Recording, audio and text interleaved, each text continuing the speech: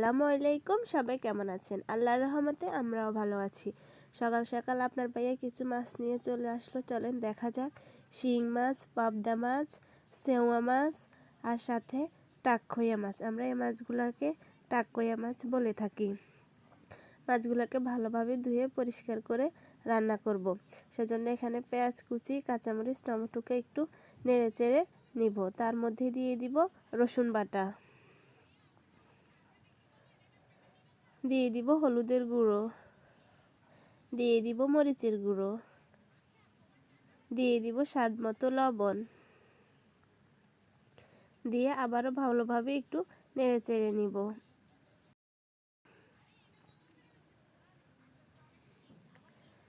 নেড়ে চেড়ে এবার রান্না করা একটু ঝোল দিয়ে দিব। ঝোলগুলো যখন ভালোভাবে ফুটিয়ে উঠবে তখন তার মধ্যে দিয়ে দিব মাছ।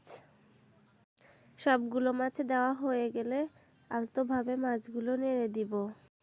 ভালোভাবে মাছগুলো যেন মিশে যায়। এভাবে মশলার সাথে মিশে গেলে একটু অপেক্ষা করব। যখন দেখব এভাবে ঝোলগুলো শুকিয়ে যাচ্ছে তখন তার মধ্যে পরিমাণ মতো পানি দিয়ে ঢাকনা দিয়ে দিব। ঢাকনা উঠিয়ে ধনিয়া পাতা দিয়ে দিব।